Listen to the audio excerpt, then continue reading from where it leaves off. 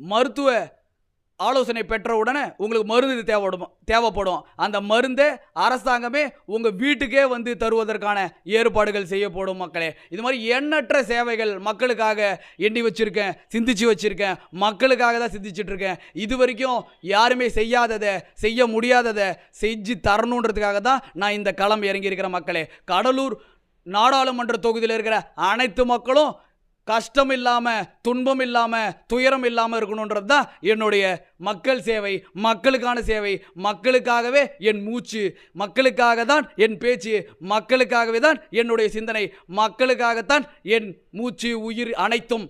உங்களிடம் இந்த வாக்குறுதிகள் அளித்துட்டு சும்மா இருக்க மாட்டேன். சேவை தொடர்ந்து கொண்டே இருக்கட்டும். ஜெயிச்ச உடனே ஓட மாட்டேன், ஒளிய மாட்டேன். கண்டிப்பாக சேவை செஞ்சே தீருவோம் மக்களே.